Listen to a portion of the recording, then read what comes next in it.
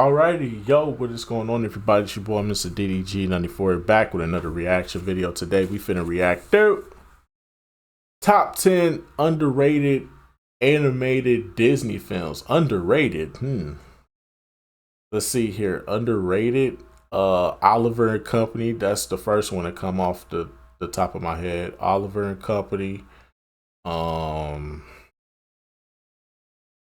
I don't know if Dumbo is underrated, but I feel like Dumbo is a very underrated movie that don't get talked about enough. Dumbo is very underrated. I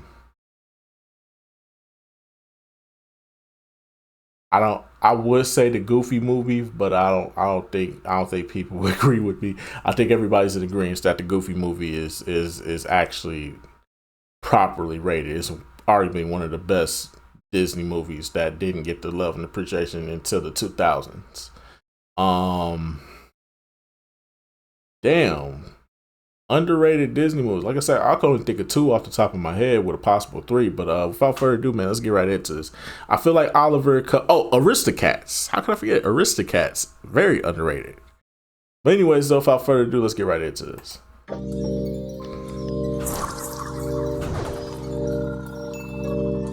Cinderella might be splendid. Beauty and the Beast might be perfect. I never watched these movies. These are girl movies. But Disney has a whole host of films equally as grand that just don't get the credit. Young lady, you are most definitely not a I fell asleep during this movie. This movie got super boring to me real quick. I fell asleep during this movie. us. Welcome to WatchMojo.com, and today we're counting down our picks for the top 10 underrated animated Disney films. Get a hold of yourself! For this list, we've looked at any feature animated by Disney that hasn't received that Atlantis movie. I fell asleep during that one too. Very boring. The fanfare that it perhaps should have. But we won't let that stop us, will we? What? The following are great films that Most definitely consistently get Aristocats. overlooked. May the best darn good teacher win. Oh, this is a really good underrated one. Consider the fact that this was a Saturday morning cartoon turned into a movie. Yeah. Well, I mean, they did it with Recess, but still, you know what I mean. Number 10, Dinosaur. We're not meant. This movie garbage. This movie is garbage. I think I recently went back and watched this like in 2012. It was on Stars one night, and I watched it and I was just like, yo, this movie is trash. I'm sorry. This movie is 2 packs of ass. I'm sorry. Hear me and hear me good, nigga. I'm here to double down. That shit is a 2-pack of ass. The fuck are you talking about? That shit stinks. I really didn't like this. As a kid, I probably liked it, but as an adult, fuck no. Meant to survive. Oh, yes, we were. We're here, aren't we? And how dare you waste that good fortune by simply giving up? The 5th highest grossing movie of 2000, and that year's most financially successful animated feature. Upon release, Dinosaur was praised for its pioneering visuals of a prehistoric setting. Get him! Oh no! Attacking lemurs! Sorry, please! I can't take it! There are too many of you! Come on, pick out some on your own side! Stop! However, in other aspects, the film fared indifferently with critics. Its writing failed to wow as much as the aesthetics. What an unfortunate blemish. Despite that, Dinosaur should surely be better remembered. This post-meteor imagining of Earth was an animation game-changer. The CGI/real-world blend breathed new life into the genre, and the opening scene still ranks as one of Disney's best.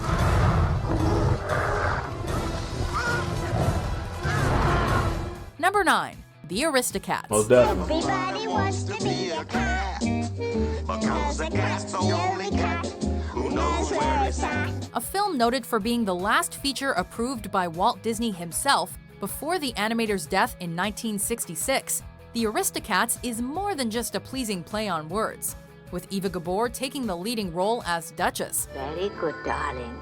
That was very nice. The film follows a family of upper-class felines as they seek to evade Edgar, the greedy butler.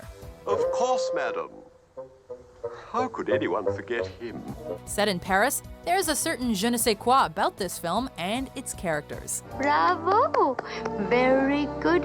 You are a great talent. Consistently overshadowed by 101 Dalmatians, She's like a spider waiting for the kill. Roger, Look she'll out hear for you. Cruella de Vil. as Disney's domesticated classic, these cats deserve their cream, and we're gonna give it to them. Then presto, breakfast, a la carte. Number 8, Brother Bear. You are going to get a whole new perspective on things.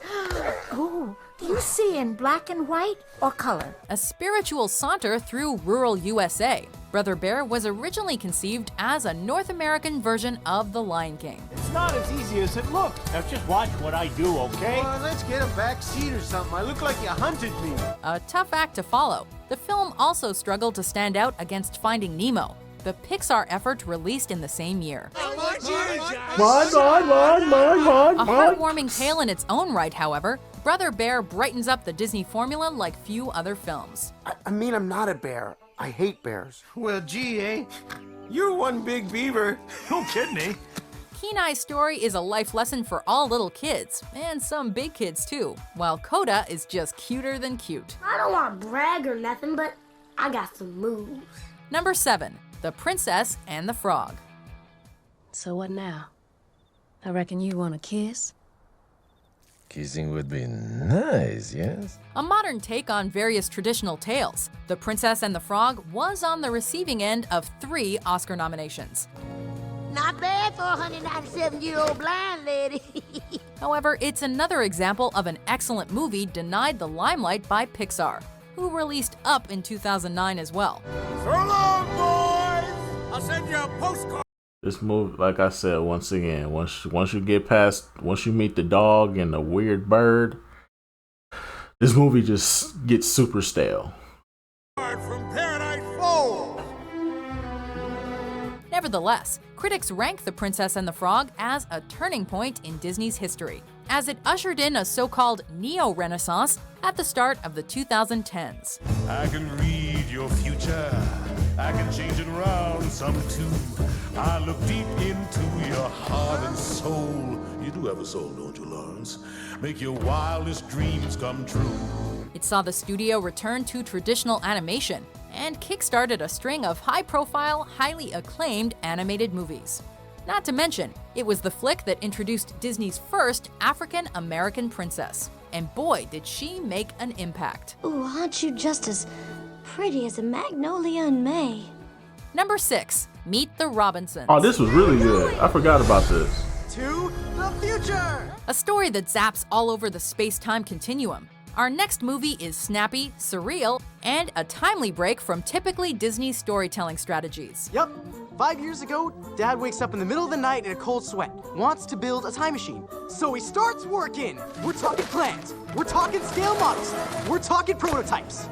That's a prototype? The very first, or what's left of it. It's the first Disney film released following a Disney-Pixar merger, which placed John Lasseter as Chief Creative Officer. And his eye for comedic detail is clear throughout. Why is your dog wearing glasses? Oh, because his insurance won't pay for contacts. Meet the Robinsons is a potentially tragic orphan story turned into an inspiring, uplifting tale. Well, that depends on you.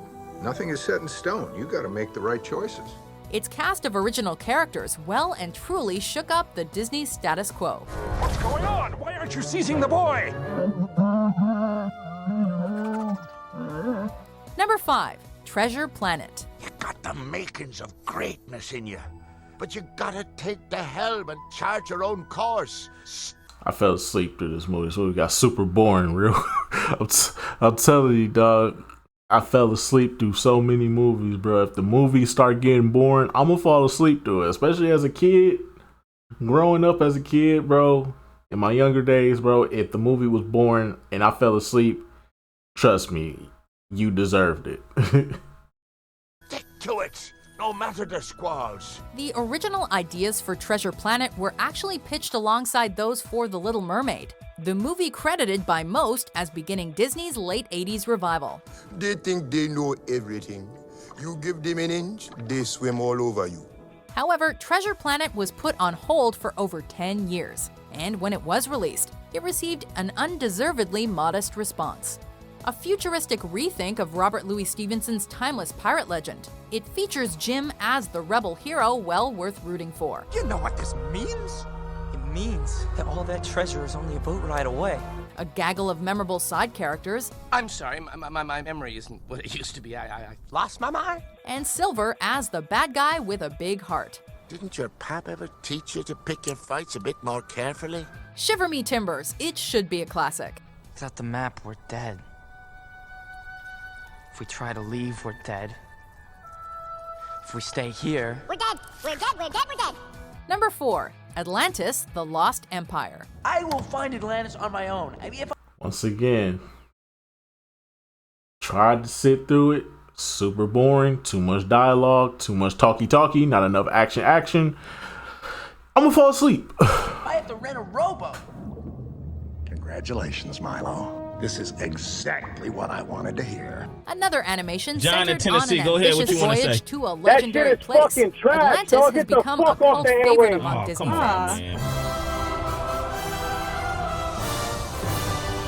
The story of Milo Thatch and his deciphering of the Shepherd's Journal and Journey to Atlantis is an action-adventure tale the likes of which live-action cinema had been aching to accomplish for years.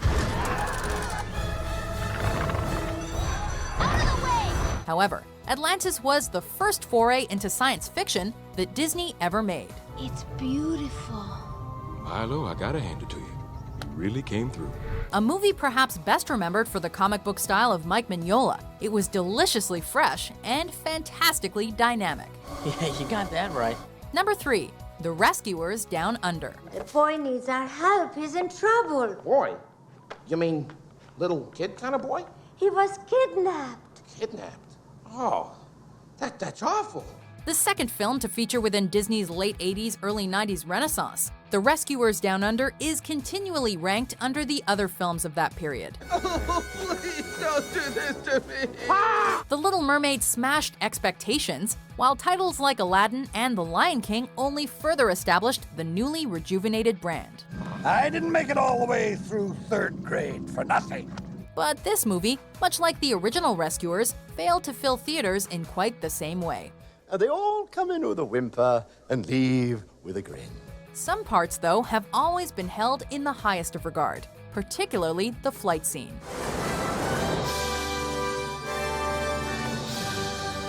A kid clinging to an eagle flying through Australian skies. It's animated awesomeness. Higher! Number 2. The Great Mouse Detective. Basil at Baker Street, my good fellow. We continue with the rodenty theme for our runner-up, and a Sherlock Holmes adaptation unlike any other. What do you make of it? Rattigan's up to something. A crime of the most sinister nature, no doubt. Released in 1986, The Great Mouse Detective saw Victorian England awash with talking rats and mice. What did you call me? Oh, he didn't mean it, Professor. It was just a slip of the tongue. I am not a rat! The film was more important to Disney than its reputation would suggest, though. It came at a time when faith in the brand was waning. Rat! But after relative success, it encouraged producers and management to back future projects, setting the stage for the massively successful movies that followed. There's always a chance, Doctor. It's more than elementary, it's excellent. Amazing. Actually, it's elementary, my dear Dawson.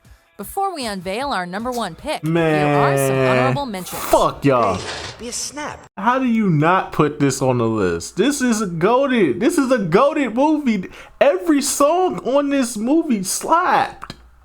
Kid, I'm an expert at these things. Then I have moment of clarity. If Zangief is good guy, can you really consider it underrated if it got a sequel? I don't think you consider these movies underrated if they got sequels to them. crush man's skull like sparrow's egg between thighs. And I say, Zangief, you are bad guy. But this does not mean you're bad guy. It's a vacation with me and my bed. Whatever number one is, it better be better than a Goofy movie and Oliver and Company. If it ain't better than Goofy movie and Oliver and Company, list invalid. I'm cutting the video off. It better be a good number one.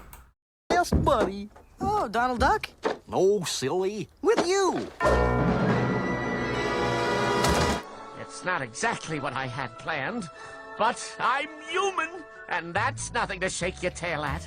Number 1, The Black Cauldron. All right, I'll see y'all in the next video.